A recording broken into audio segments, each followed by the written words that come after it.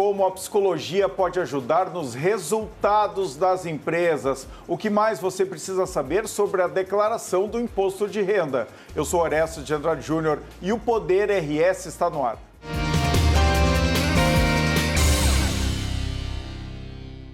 O Poder RS tem o apoio de BRDE, Crédito para Inovar e Desenvolver, ou a BRS em defesa da advocacia e da cidadania, Quinta do Morgado, suco de uva pura, Quinta do Morgado.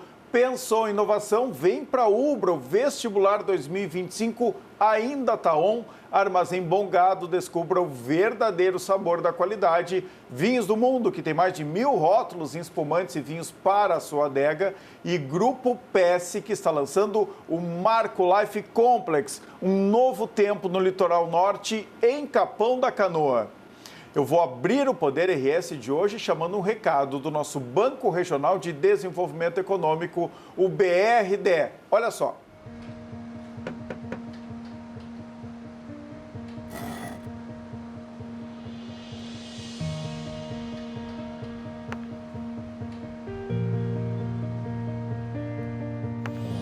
É bom saber que nos momentos que mais precisamos, temos o parceiro certo. Ou mais de um parceiro, né, filhão? BRDE, o banco que está sempre um passo à frente, é o mesmo que está sempre ao seu lado. Desenvolver líderes e ter uma cultura consolidada pode ser o diferencial de uma empresa. Agora eu recebo a psicóloga Clarissa Dias, fundadora da Dera Desenvolvimento Humano, que há mais de 16 anos atua na área administrativa. Ela foi executiva em multinacionais, apoiando fusões e aquisições com foco em integração cultural e liderança. Clarissa, bem-vinda ao Poder RS. Obrigada, Orestes. Prazer estar aqui contigo. Eu que agradeço o convite. Teu currículo é extenso aqui. Eu sei que a gente não deve perguntar a idade de mulheres. Tu tem algum problema em relação a isso? Não, não tem problema nenhum. Eu tenho 36 anos. 36 anos, super jovem. Então, fala um pouquinho mais, dá detalhes assim de quem é a Clarissa Dias. Maravilha. Bom, eu sou natural de Porto Alegre, né? Me formei em psicologia. Meus pais são do interior, minha mãe é de Pelotas, meu pai veio de Caçapava do Sul. E desde pequena sou apaixonada por cavalos, então, né, final de semana eu vou lá pro interior. Ah, é? Tem meus cavalos lá, uma coisa que eu gosto bastante de fazer, é um hobby para mim. Gosto de ler, né, assuntos também de autoconhecimento, espiritualidade, psicologia, são assuntos que me tocam, então eu gosto bastante de ler, de leitura. Minha irmã me chama de, tenho uma irmã mais velha que me chama de velha, né, que diz que eu sou a velha, e ela é jovem, porque eu sou aquela pessoa que gosta de ler, gosta de silêncio, gosta de tranquilidade, então um pouquinho da minha personalidade é mais ou menos por aí. Quando tu era menina, tu queria ser psicóloga ou te passou pela cabeça ser outra coisa? Eu queria ser pediatra. Pediatra. Eu ia na médica, né, pequenininha, sempre com alguma dor, alguma doença e tal, e ela ia lá e resolvia, né, me curava. E aí eu dizia pra minha mãe, eu quero ser que nem a tia Lili, é o nome dela na época, né, e aí, enfim, eu fui crescendo e fui entendendo que na minha linha não era bem a medicina, daqui a pouco eram outros tipos de cura, né, da parte mais psíquica, emocional, enfim, que é o que eu trabalho hoje. E por que a psicologia empresarial, né, chegou na tua vida? Eu acho que, atrelada a essa capacidade mais subjetiva, comportamental, eu também sou uma pessoa bastante objetiva, que eu preciso ver o resultado acontecendo, eu preciso ver o impacto. E dentro das empresas, a gente consegue mensurar isso através de números, de resultados, né? De como aquilo impactou o trabalho das pessoas. E eu também acho que o trabalho, a carreira, é uma fonte de realização. Então, isso impacta muito, inclusive em temas como saúde mental, por exemplo, né? Alguém que se realiza na carreira, alguém que expande o seu potencial, o seu conhecimento, que consegue se realizar. Isso impacta, inclusive, na vida pessoal, como a pessoa chega em casa, o que ela traz para dentro da sua casa, para sua família. Então, para mim, faz muito sentido atuar dentro das empresas e, a partir dali, daquele espaço, também impactar como um todo aí a vida das pessoas no geral. Como é que tu está vendo isso hoje, né, dentro das empresas? E eu perguntei tua idade por isso, né, porque a gente acha que foi muito influenciado pelas gerações mais novas, né, que buscam muito um propósito de vida, né, que não estão tão preocupadas com o resultado em si do trabalho, que não aceitam qualquer condição de trabalho também, porque eu acho que isso tu passou um pouco, eu mais ainda, né? A gente sempre teve muito preocupado com produção. né, com várias horas de trabalho para entregar cada vez mais e para crescer na carreira. Os jovens hoje rejeitam isso, né? Nos chamam, inclusive, né, de loucos. O que vocês estão fazendo com a vida de vocês? Mas aí me parece que, às vezes, tem menos entrega, né? Que o ideal é um pouco de equilíbrio entre vida pessoal, Sim. entre vida profissional, mas ao mesmo tempo que gerações, né, com um pouco mais de idade têm essa entrega e até priorizaram durante muito tempo o trabalho, as gerações mais novas não priorizam tanto. E por isso tem tanta rotatividade, inclusive, nas empresas, né? Vão pulando de um cargo para o outro, sempre procurando a tal da felicidade, né? Todo mundo hoje quer ser muito feliz. E a gente não consegue ser feliz o tempo inteiro, ainda mais no trabalho, né? Tem muito perrengue, tem muita dificuldade para enfrentar.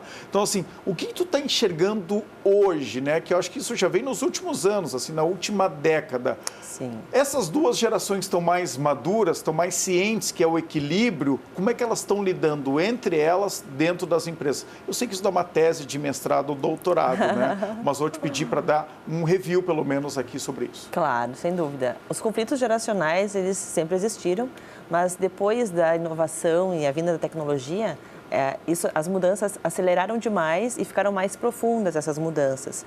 Então, hoje a gente vê não só duas, mas às vezes 4 gerações dentro da mesma empresa atuando em conjunto. Então, desde o Baby Boomer, que geralmente são os fundadores dos negócios, da maior parte das empresas, geração X, geração Y, geração Z chegando já com um olhar bastante diferente. A geração Y já começa a questionar questões de propósito, então trazer essa pauta, né, para os debates, onde não se falava em propósito e começa a se trazer um desejo de maior equilíbrio entre vida pessoal e vida profissional. Da mesma forma, os baby boomers precisam aceitar esses questionamentos e há uma readaptação do contexto, né? Eu sempre digo que a gente ficar nos polos opostos só alimentam os conflitos, então não ajudam em nada para que a evolução de fato aconteça, né?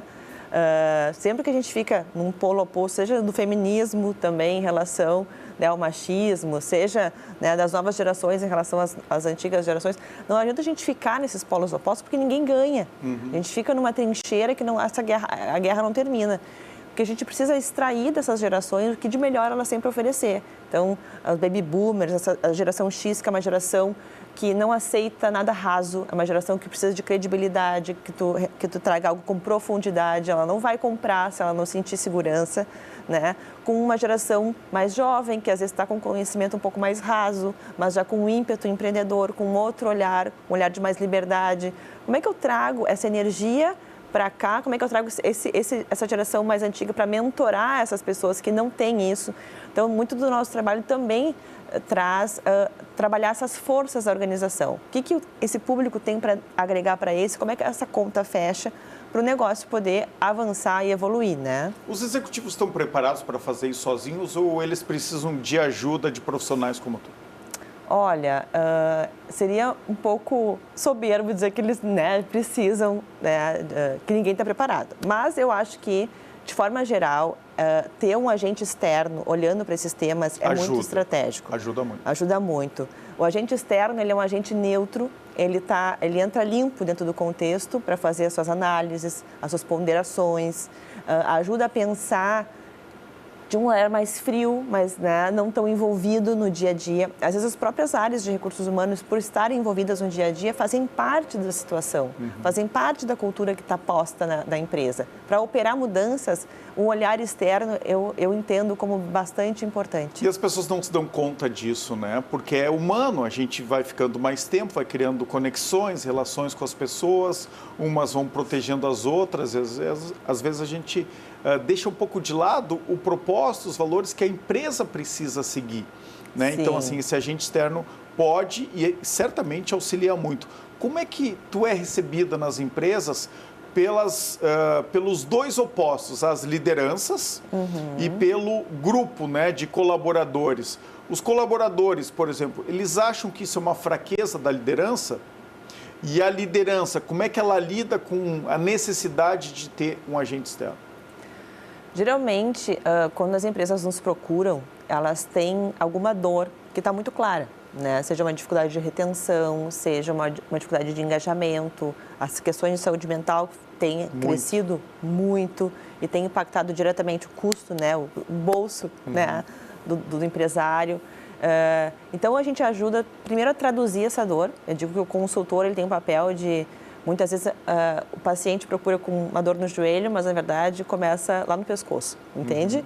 Então, a gente tem um papel de ajudar a diagnosticar a origem dessa dor, porque, às vezes, é só sintoma. A origem ela é um pouco diferente daquilo que está aparecendo, né? Então, a gente já entrou, por exemplo, em empresas com turnover alto, e aí a gente investiga e vai entender que a relação da liderança é um ponto importante. Então, não é sobre salário e benefício, né? É sobre outras questões.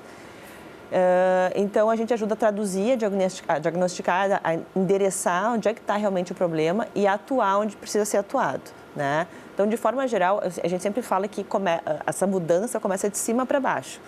Então, o nosso trabalho inicial é sempre com sócios fundadores, com o C-Level, com diretoria. A gente entra muito nessa camada que são os tomadores de decisão. Essas decisões que são tomadas nessa esfera impactam diretamente a cultura da empresa. Então, quando a gente começa a organizar essa camada, a gente desce as coisas de forma mais coerente, mais organizada. As pessoas começam a entender, putz, tem uma coerência aqui, né? Está coesa a informação, a conduta, o comportamento. Mas esses gestores, esses executivos, eles realmente precisam passar por um trabalho de desenvolvimento, seja ele coletivo, né, entre o grupo, ou individualizado, para cada um trabalhar as suas questões, que daí não são coletivas, são da pessoa, né? E tomando consciência do seu papel, das suas necessidades, da sua comunicação, de como que ele exerce uma influência dentro daquela cultura. Tudo isso vai amadurecendo o negócio, né? Amadurecendo as discussões, as relações, os diálogos abertos, as conversas difíceis, né, Orestes? Que a gente sabe que não é tão fácil. Muitas vezes a gente trazer um tema polêmico, a gente se posicionar do jeito que a gente indicar necessário. Então, ter uma orientação, um apoio em relação a isso é muito importante. As pessoas sempre dizem que querem, né, feedbacks, querem ter um retorno sobre as suas ações, mas na prática, quando isso acontece de uma forma direta e transparente, as pessoas são muito reativas, né? Então, assim, valorizam muito o elogio, aquilo que está dando certo, e negam um pouco aquilo que é apontado como algo a se melhorar, né? Sim. Porque isso é humano. Né? Isso é uma proteção nossa do ser humano, um instinto quase de sobrevivência nosso, né? Então a gente nega aquilo que eventualmente alguém está dizendo que está equivocado ou que a gente precisa melhorar. Como trabalhar isso dentro das empresas para isso ser uma força, né? Realmente ser aquele retorno, aquele feedback que a gente recebe e trabalha ele de uma forma positiva. Legal. Eu acho que existem vários rituais que a gente pode aplicar quando a gente fala desse tipo de dificuldade para contornar isso, né? Um deles é que eu acho que o feedback só 90 graus, aquele que é do gestor, né, do líder para o liderado, ele acaba ficando muito na opinião do líder, né? Claro que com o embasamento correto, com as evidências corretas, ele pode fazer esse feedback, deve, né? Mas quando a gente entra nessa situação onde a pessoa vem recebendo um feedback e não aceita ou está numa negação, que é um processo de autodefesa, como tu bem falaste. Natural, né?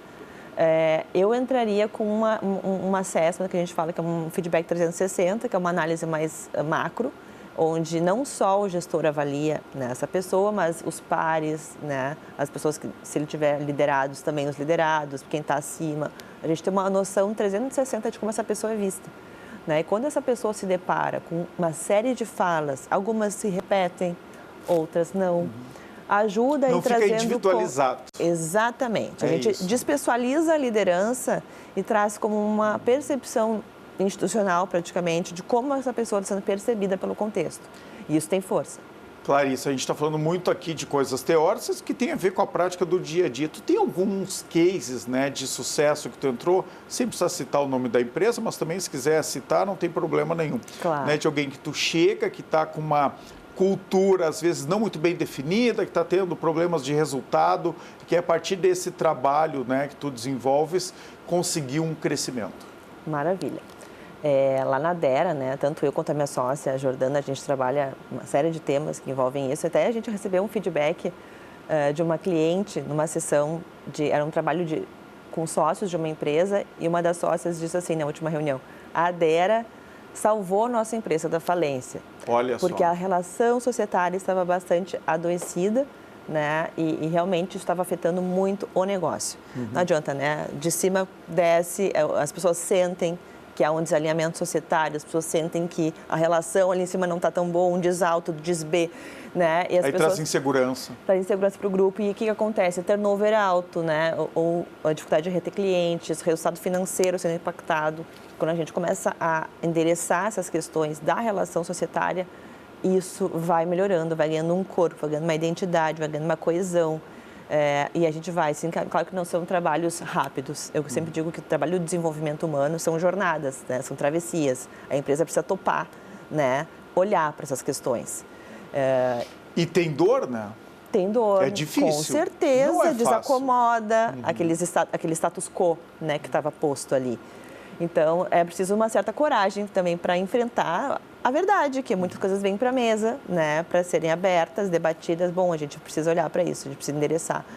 Então, a maturidade executiva vem muito daí, né, olhar para as questões que não são belas, não são lindas, não são só, né, resultados positivos. A gente precisa olhar daquilo que não está bacana também e discutir com maturidade sobre isso. Teve um outro caso bem legal também que eu posso citar, que era uma jornada de desenvolvimento de sócios. A gente atende praticamente Porto Alegre e São Paulo. E foi uma empresa do mercado financeiro, a gente entra, eram 12 sócios, a gente entra numa empresa ainda pequena, mas que teve um boom, cresceu bastante. E um dos sócios foi identificado como um perfil empreendedor. E aí foi alocado numa área nova do negócio para trazer novas receitas, que hoje já tem mais de 12 pessoas trabalhando na área dele. E veio como um perfil, um talento identificado dentro do programa da nossa consultoria. Então, muito bacana, assim, coisas que realmente mexem o ponteiro, coisas que mudam a realidade das empresas. A gente sempre trabalha com algo que a gente entende que vai gerar um impacto. Quanto tempo demora uma jornada como essas? Depende do tamanho da empresa, né? Depende do nível de complexidade da temática que a gente vai estar trabalhando. Mas a gente gosta de trabalhos, assim, 8, 10, 12 meses para a gente começar realmente a mexer. Não é muito tempo num mundo hoje tão instantâneo que a gente precisa de respostas, né, e resultados imediatos? Eu gosto desse contraponto porque a gente vai, talvez, contra um pouco essa questão do imediatismo dentro da temática que a gente trabalha.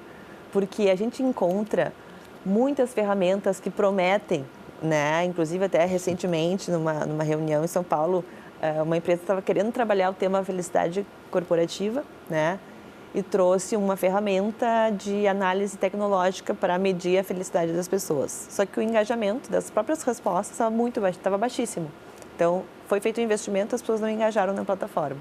Essas promessas de que a coisa vai se resolver num piscar de olhos, temas como subjetivos como comportamento humano, felicidade, né? Saúde mental, as pessoas e as empresas, os executivos, os empresários precisam ter essa consciência de que não são temas que tu vai resolver em uma semana, em um mês, né? E a gente traz isso com muita sinceridade, né? Se a empresa quer investir no passe de mágica, não é com a gente. Acho que essa transparência, né, ela é fundamental no início de qualquer trabalho. Mas também tu fala com esse jeito calmo aqui, né, Clarice? Então todo mundo vai já entendendo que não vai ser de uma hora para outra, né? Ai, que é bom. Assim mesmo, né? O tom também, né, de como lida com as pessoas. Eu estava vendo aqui um relatório, né, que de 2024 aqui, né, do Instituto Gallup, State of the Global Workplace. E ele traz alguns dados muito interessantes. Um que eu noto, né, muito e que vários empresários comentam, né, é o bem-estar dos colaboradores mais jovens teve uma queda significativa, né, apontada aqui em 2023. E isso está muito claro. Essa frustração dessa geração mais jovem, não é frustração, essa dificuldade em lidar com a frustração, que quando chega no mercado de trabalho, né, é algo corriqueiro, vai acontecer. Sim. E os jovens parecem não aceitar isso. E aí ficam trocando, né, de um trabalho para outro, às vezes dentro da mesma empresa, querendo trocar de funções, porque não aceitam e não topam se frustrar. Como é que se lida com isso? Olha, Orestes, é bastante desafiador. Eu sempre digo que a gente tem que analisar caso a caso, mas tem uma característica geracional, sem dúvida alguma, mais imediatista. Então, são gerações que já nasceram mexendo em tablet, mexendo em celular, mexendo na tecnologia, a um clique. Então, eu chamo uma comida, eu chamo, né, um Uber. É tudo muito rápido. É tudo muito rápido. Eu resolvo, né, as coisas em minutos. E numa empresa não é isso, não é dessa forma. Por isso que eu digo que mentoria é muito importante. Né? Bons mentores, ter bons mentores. Eu sempre vejo carreiras de sucesso pessoas que tiveram bons mentores nas suas nas histórias da sua área, pessoas que essa pessoa admira, né? Então, eleger quem vai ser o teu mentor dentro dessa empresa, por exemplo, alguém que tu admira, alguém que tá, essa carreira é foda, eu gostaria de seguir esse tipo de carreira, né? Então, escolher, eleger seus mentores, daqui a pouco pedir por uma mentoria, não, mas minha empresa não tem esse programa estabelecido, mas o que impede da gente ir lá e abordar e solicitar uma orientação, né? Eu acho que ser bem mentorado e, obviamente, estar aberto, né? Querer ter esse desejo é muito importante para que a gente consiga superar essa ansiedade, esse imediatismo dessa juventude. E o que eu vejo também é que... E conseguir inspirá-los também. Claro. Né? Eles entenderem que eles também precisam se adaptar ao mercado de trabalho que não é do jeito, né, que eles imaginaram. Sem dúvida. Nunca é do jeito que a gente imaginou, né? Nós todos temos que nos adaptar. Temos que lidar, né, com as diferenças e extrair o melhor delas, né? E eu vejo também que o próprio mercado não consegue, as empresas nessa instabilidade econômica e tudo que a gente vem passando, enfim, teve Covid, Rio Grande do Sul sofreu com enchente, tem uma instabilidade nas empresas em relação a planejamento futuro. Tem uma insegurança com o futuro. Tem uma insegurança com o futuro, então as empresas não estão conseguindo prometer planos de carreira, né? Como no passado era mais comum, né? Então, sim, elas estão brigando para sobreviver. Exatamente, e querendo extrair realmente valor dos talentos que ali estão, podendo, né, para fazer com que esse futuro possa se manter, possa se garantir de algum jeito. E então eu acho que esse movimento também impede com que as empresas possam apresentar um plano para que essa geração consiga vislumbrar, bom, para onde eu estou indo? Que eu acho que é muito essa pergunta que aparece, assim, né? Tá, eu estou enfrentando esse desafio aqui, eu estou me esforçando aqui, mas para onde eu estou indo? Qual é o propósito de tudo isso, né?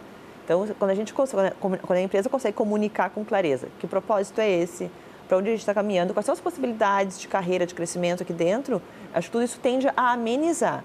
Ainda mais sendo um programa de mentoria acoplado a isso, acho que ajuda bastante. Outro dado dessa pesquisa diz o seguinte, que empresas com gestores engajados têm 70% mais chance de engajar as suas equipes. Sem dúvida. Isso parece óbvio, né? Eu acho que a maioria dos grandes gestores, eles são pessoas apaixonadas pelo que fazem, têm energia e são engajados. Mas, às vezes, o engajamento não é com o projeto da empresa, é mais pessoal, com uma carreira pessoal. Como equilibrar isso para engajar de verdade as suas equipes?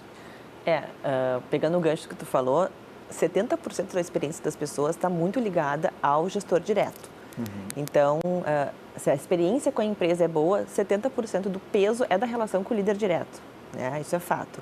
É claro que o líder, por sua vez, também tem o seu perfil, o seu jeitão, então, às vezes, vai se conectar mais com certos perfis de pessoas, outras não, e a gente pode, dentro de um programa, né, de desenvolvimento, mediar esses comportamentos, alinhar essa fala de comunicação, como é que eu comunico, quem é essa pessoa, né, como é que eu lido com essa subjetividade. Mas é importante esse dado, para ti algo corriqueiro, tá? Então, Sim. Tu tratou isso como algo bom, é fato. Mas será que os líderes sabem disso, né? Então, assim, imagina, 70%, né, da felicidade no trabalho do outro, dos seus liderados, depende dele. Depende dele. Do comportamento dele. Do comportamento, exatamente. E quando eu estive alguns anos muito imersa no mundo da inovação.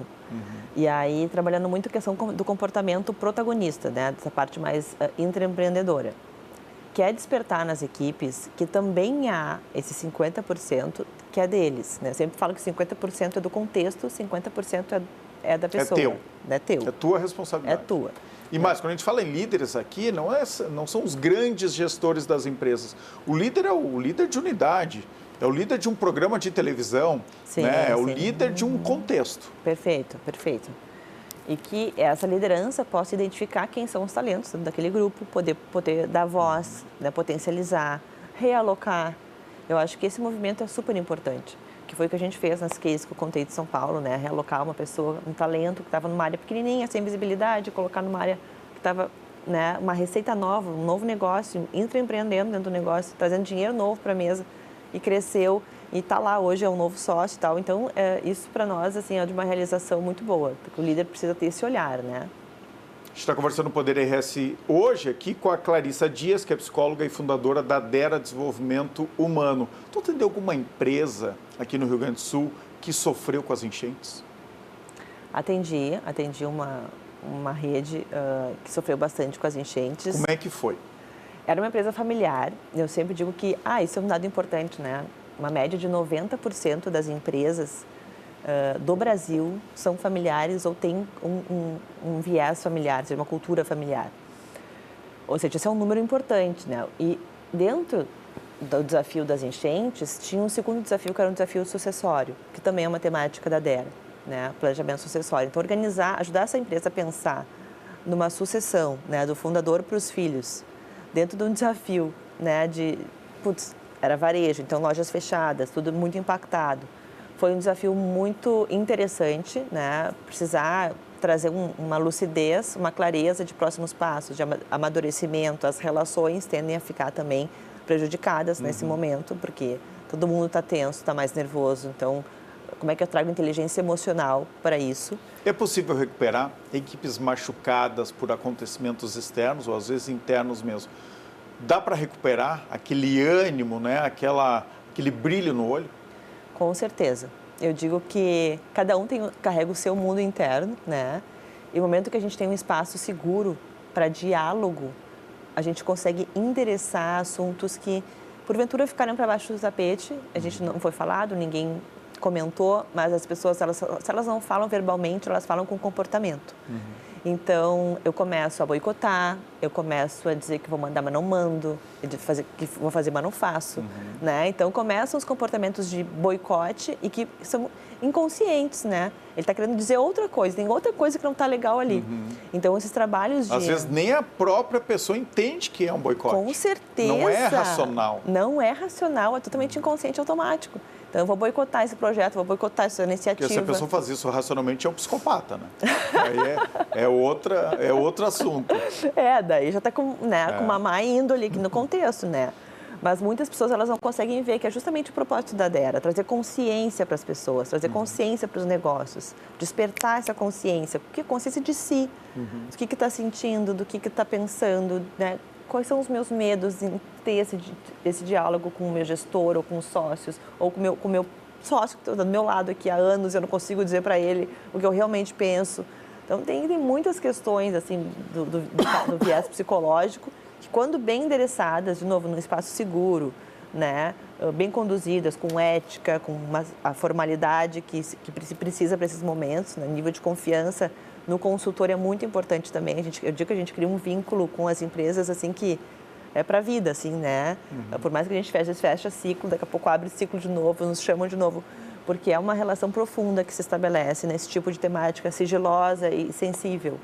Clarissa, eu tenho muito ainda para falar contigo, mas o nosso tempo de hoje encerrou. Eu vou te chamar mais vezes aqui. Legal. Esse é um assunto, né, de comportamento no trabalho, a psicologia aplicada, né, ao meio corporativo, que eu gosto muito, né, que eu gosto muito de tratar aqui no Poder RS, porque eu tenho muitos empreendedores, né, que lidam com isso todos os dias e que assistem o programa. Então, a gente vai conversar mais vezes. Tu tem um tópico aqui que tu fala muito de espiritualidade também, né, importante aqui no meio corporativo, que é um assunto assim que merece um tempo para a gente conversar.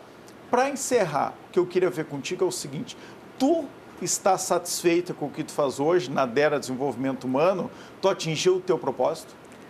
Com certeza, Orestes, com certeza, mas foi uma jornada para chegar até aqui, né? Também de quebras minhas, assim, sair do mundo executivo, ir para o mundo do empreendedorismo, né? Se arriscar, estou há 8 anos empreendendo, né? Então, antes da DERA, tive uma outra consultoria. Então, eu acho que é um aprendizado constante, está sempre abertas, né? Muitas experiências, né, em meio a isso tudo. Mas, sem dúvida, me realizo com o que faço, vejo o resultado, como falei, acho que esse lado subjetivo com um lado mais de objetividade que eu tenho, eu gosto de tangibilizar, né, o impacto que a gente está gerando, e dentro da DERA eu consigo fazer isso, então me realizo muito. Obrigada. Obrigado, Clarissa Dias, psicóloga, né, focada em desenvolvimento humano. Tua estreia aqui no Poder RS certamente voltará mais vezes. Obrigado. Obrigada, Orestes, foi um prazer. Olha só, quer ampliar os negócios da sua empresa para todo o Rio Grande do Sul, Brasil e o mundo? O Sal Summit Brasil vem aí, de 9 a 11 de abril, no Cais Mauá. Grandes nomes do mercado, investidores, startups e 800 speakers do mundo todo no mesmo lugar, prontos para muito networking e oportunidades. É o evento dos negócios. Garanta o seu ingresso agora mesmo em soulsummit.io Brasil. Garanta seu ingresso para esse que é o nosso maior evento de inovação aqui do Rio Grande do Sul, aqui do nosso lado, no Cais Embarcadeiro, em Porto Alegre. O Poder RS agora faz um brevíssimo intervalo para a BRDE, Crédito para Inovar e Desenvolver, ou a BRS em defesa da advocacia e da cidadania. Já voltamos.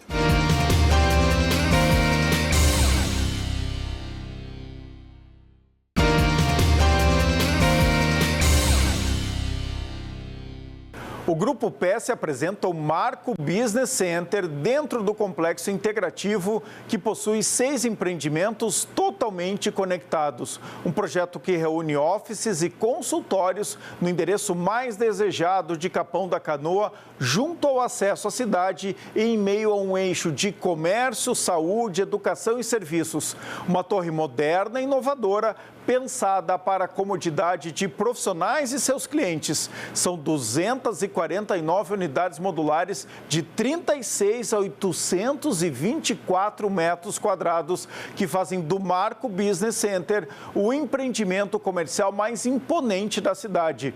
Totalmente conectado às facilidades do mall, a conveniência do maior estacionamento rotativo do litoral com 699 vagas e é o hospital mais completo da região. Esse é o Marco Business Center, um novo capítulo para o litoral, um marco para Capão da Canoa. Não fique de fora desse sucesso, procure agora o seu corretor.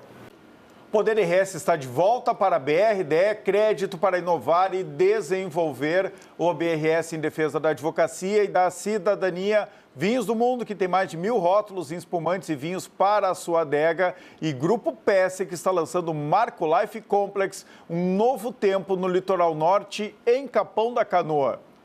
Depois de um certo atraso em comparação à data de início da declaração do imposto de renda, foi liberada a opção pré-preenchida e o acesso pelo aplicativo novo, Meu Imposto de Renda.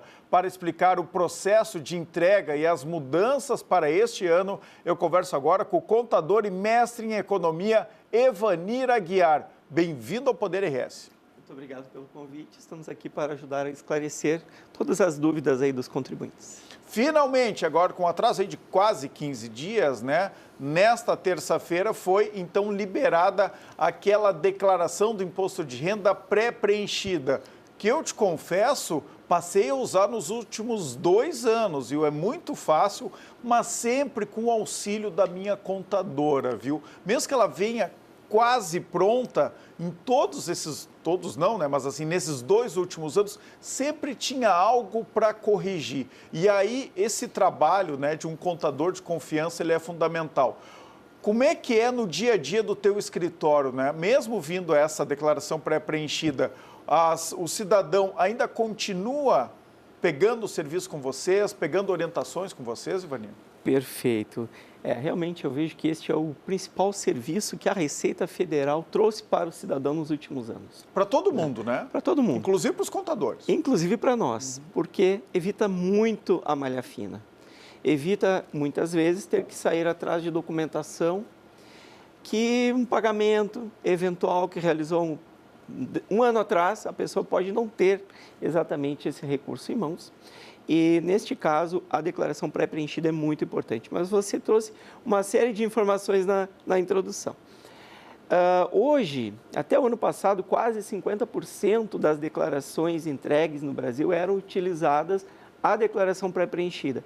A Receita Federal espera que quase 60% das declarações que serão entregues neste ano de 25, referente a 24, isso dá em torno de 26 milhões das 46 milhões de declarações a serem entregues este ano.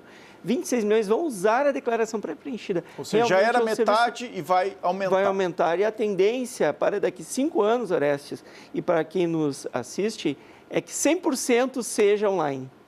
Mas aí tem uma questão bem importante. A Receita Federal destacou este ano muito claramente que cabe ao cidadão, ao contador que estiver apoiando, conferir se aquelas informações que constam na declaração, elas estão corretas. A Receita Federal transferiu para o contribuinte a confirmação da veracidade daquela informação. Não basta estar lá e seguir. o cidadão ele tem que conferir, verificar se está correto, porque pode acontecer de uma das entidades que informa os dados para a Receita Federal ter informado dados errados. Hoje, informações médicas, imobiliárias, financeiras, doações, entre outras, são informadas por instituições que prestam essas informações para a Receita Federal. E cabe ao cidadão, então, e ao seu contador, conferir se aqueles dados estão corretos. A gente encontra ainda alguns absurdos. Teve um cliente meu que ele pagou R$ 1.200 e apareceu R$ 1.200.000 de despesa médica. É óbvio que aquele era um erro, a gente corrigiu. De preenchimento, inclusive. De preenchimento de quem informou lá na DIMED, que é a declaração médica. Comigo, geralmente na área da saúde, tá? Exatamente. Tem algumas coisas ali que são lançadas de uma forma equivocada e é muito fácil de corrigir ali mesmo, né? No site da Receita Federal. A própria declaração pré-preenchida, ela traz consigo algumas informações que já vêm preenchidas, como o cadastro, como essas informações de rendas, e aí rendas mais diversas, rendas bancárias, rendas de aluguel, que as imobiliárias administradoras informam, rendas de algum rendimento de trabalho autônomo em que a própria pessoa preencheu o seu carnê-leão web e esta informação já vem para a declaração pré-preenchida. Então, todos esses dados já vêm ali. A pessoa ela tem que realmente passar item a item.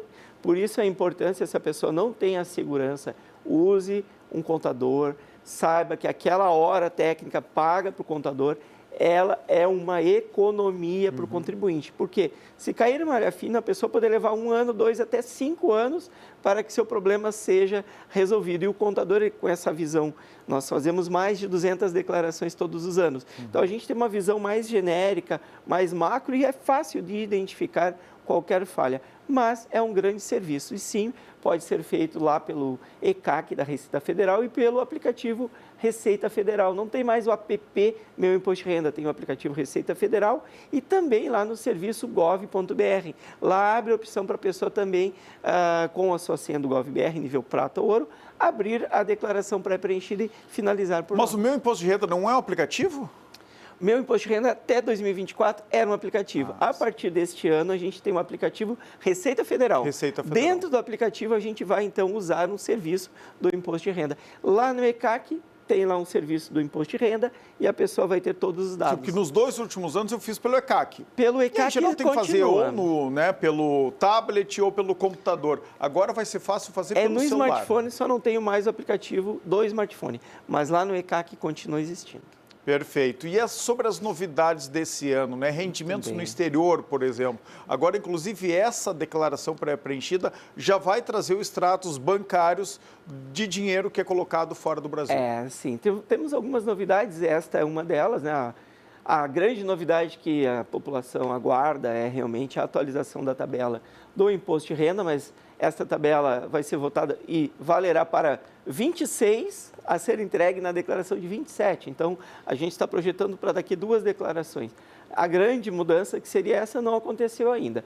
Teve uma atualização para 33.888 de quem tem rendimentos de trabalho assalariado, aluguéis, aposentadoria, pensão, a soma, né, dessas rendas. Rendimentos isentos permanecem em R$200 mil. A atividade rural é um pouquinho mais de R$169.400, está obrigado a declarar. Tivemos no ano passado, além desta questão do rendimento no exterior, que eu falarei logo em seguida, a possibilidade do contribuinte atualizar a valor de mercado os seus bens, que é proibido. Salvo se houver uma reforma no seu imóvel, alguma benfeitoria, não posso atualizar anualmente a valor de mercado. Mas ano passado a Receita Federal trouxe essa opção em que a pessoa... Essa é uma grande novidade. Uma novidade, mas já passou. Foi entre outubro e dezembro do ano passado em que a pessoa pôde atualizar o seu bem a valor de mercado, recolhendo um DARF, um documento de arrecadação, de 4% sobre este valor da diferença, pagando para a Receita Federal. Então, quem fez esta atualização ao valor de mercado tem a obrigação de fazer a entrega da declaração de imposto de renda deste ano e informar esta atualização. Outra novidade são os rendimentos do exterior. Lucros, dividendos, rendimentos financeiros, de qualquer montante que a pessoa que é residente tributária no Brasil tenha no exterior, ela já está obrigada a fazer a entrega da declaração e pagar o imposto na declaração de renda. compensando algum tributo recolhido lá sobre o rendimento recebido lá no outro país, desde que este país tenha acordo com o Brasil. Então, tem que ter bastante atenção. Então, esses rendimentos do exterior, que até o ano passado a pessoa tinha que mensalmente fazer o recolhimento, por exemplo, é sócio de uma empresa no exterior e recebe rendimento, deveria prestar contas ao fisco mensalmente e pagar o carnê-leão. A partir de 25/24, esses rendimentos do exterior eu devo informar, tendo a informação do bem, e neste momento em que eu informo que é uma aplicação no exterior, já abre uma informação na própria declaração de renda, me pedindo a informação de qual foi o ganho e qual foi o imposto pago lá no exterior. Isto tudo soma outros rendimentos, Orestes, como rendimento de trabalho assalariado, aposentadoria, pensão, e vai pagar junto com o imposto de renda na declaração deste ano. Então, eu vejo que isso foi uma grande informação.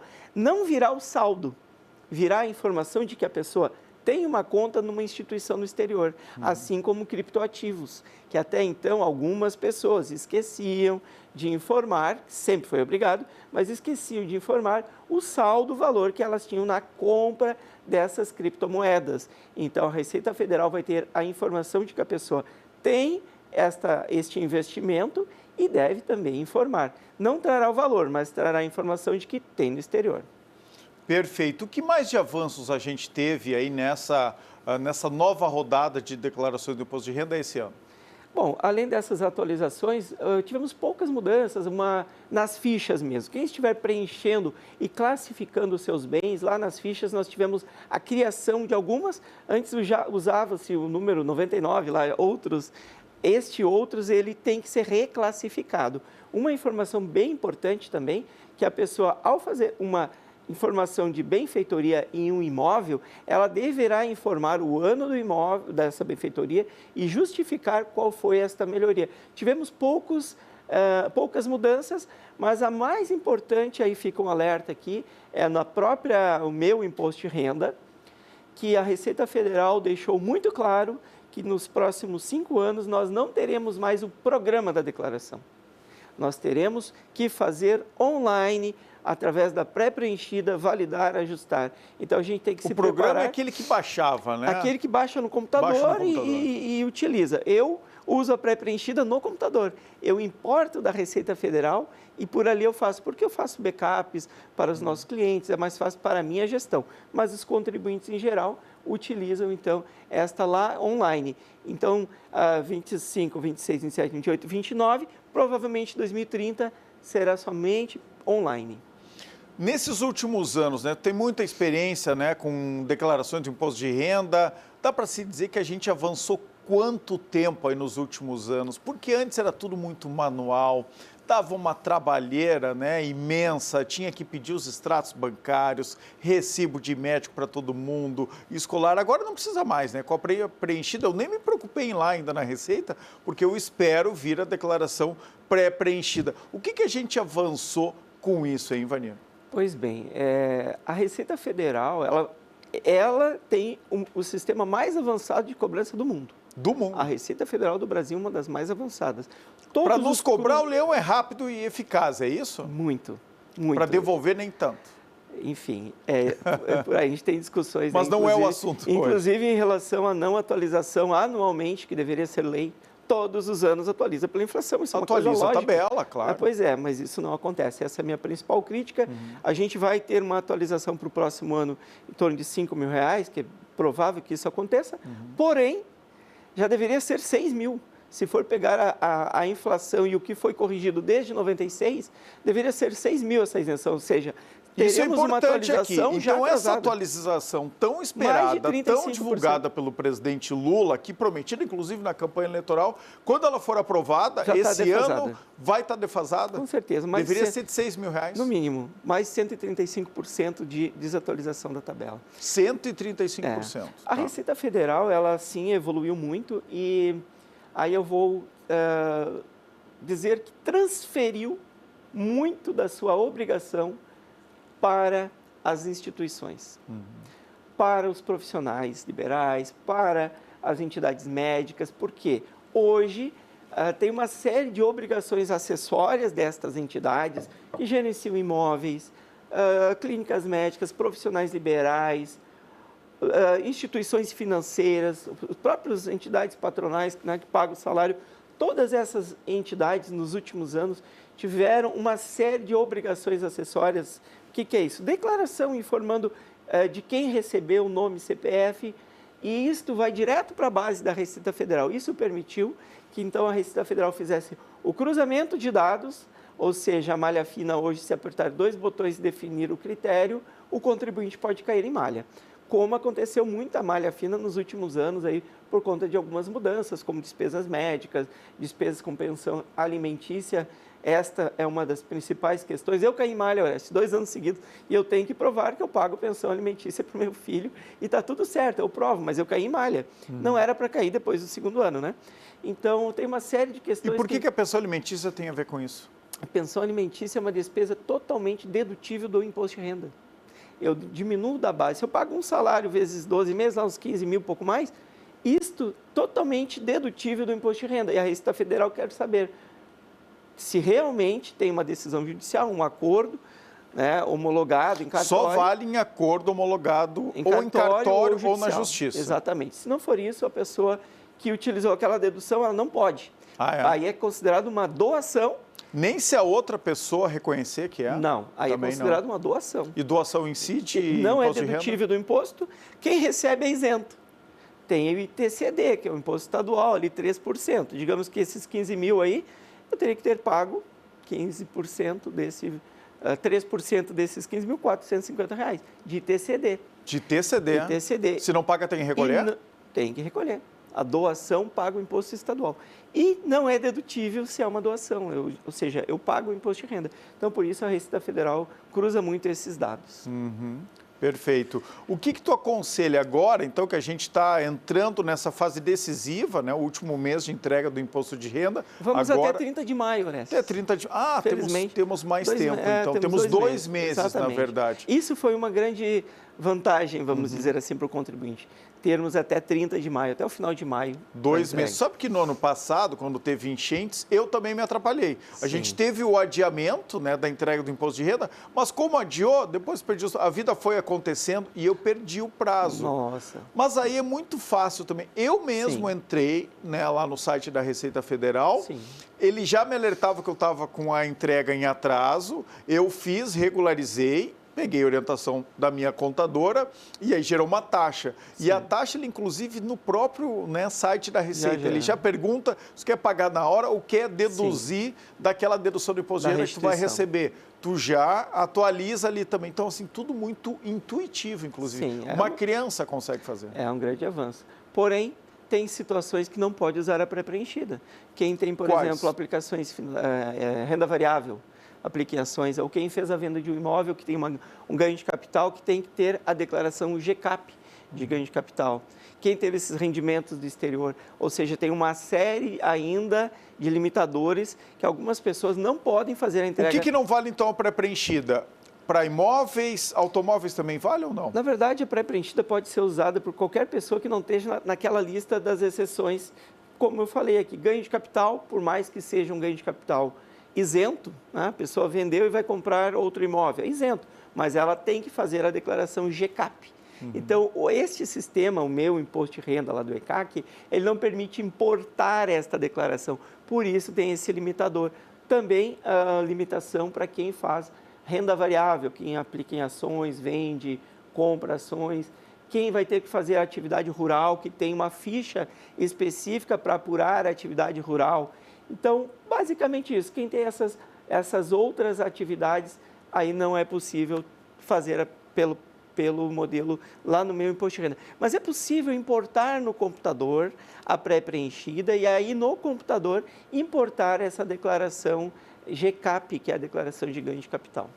Perfeito. Evanir Aguiar, contador, mestre em economia, né? Vou te usar mais vezes, então, nesses 2 meses aqui, para a gente ir orientando, né, a população e os nossos telespectadores aqui sobre a importante entrega do imposto de renda, tá? Mordida do leão aqui no teu bolso, viu só o que o Evanir falou, né? A Receita Federal que é a mais bem aparelhada para nos cobrar, para tirar dinheiro do nosso bolso. É isso, tá, pessoal? Tá bom, Evanir? Obrigado pela tua presença aqui no Poder RS. Sempre às ordens. Vamos agora ouvir a Taíla Telekin, que é a nossa comentarista de finanças. Vamos ver o que ela traz de hoje importante para a tua vida. Olá, pessoal, tudo bem? Chegamos ao fim do PERSE. E agora? O PERSE é um programa que foi criado para as empresas do setor de eventos que foram muito impactadas na pandemia. E então esse programa ele previu a isenção, na verdade é a alíquota zero, de PIS, COFINS, Imposto de Renda e Contribuição Social sobre essas receitas de eventos a partir de março de 2022 e duraria por 5 anos, até março de 2027. O que acontece é que, ano passado, em 2024, foi criada uma lei complementar pelo Ministério da Fazenda, dizendo que esse benefício seria válido apenas até chegar ao limite de gastos de isenção fiscal até 15 bilhões de reais. E segundo o Ministério da Economia, esse limite chegou agora em março de 2025, então a partir de abril as empresas precisam voltar a pagar PIS, COFINS, Imposto de Renda e Contribuição Social sobre essas receitas de eventos. O que acontece é que a ABRAP, que é a Associação dos Profissionais do Setor de Eventos, não concorda com esse número. Segundo eles, esse número estaria entre 11 e 12 bilhões de reais, então ainda não chegou nesse teto de renúncia fiscal. Até porque estava previsto na lei também que o Ministério da Economia precisava apresentar relatórios mensais sobre qual era o valor da renúncia fiscal. Isso não foi feito, justamente para não pegar essas empresas de surpresa, né? Olha, num determinado mês, simplesmente fala, mês que vem vai voltar a tributar tudo, então, e vocês voltem a pagar, e esse acaba sendo um custo tributário muito significativo para as empresas. Então, o Ministério da Fazenda não cumpriu essa obrigação prevista na lei, assim como não cumpriu outras obrigações também que estavam previstas na lei, o que torna o fim desse incentivo bem questionável. Apesar disso, se você é do setor de eventos, busque questionar realmente o fim desse benefício fiscal, mas apesar disso, a Receita Federal já falou que vai voltar a fiscalizar e cobrar os tributos que não estão sendo pagos a partir de abril de 2025. Então, fique atento para não ter aí um questionamento da Receita Federal ainda cobrando multa e juros sobre esses valores. Já imaginou você mais perto do seu sonho? A Ubra Pop leva você até lá. Nas graduações híbridas e EAD, você garante 70% de desconto na matrícula e 40% no resto do curso. É a chance de fazer a graduação que você sempre sonhou, seja por vestibular, nota do Enem, transferência ou segunda graduação. A Ubra Pop oferece muitos caminhos para você alcançar os seus objetivos.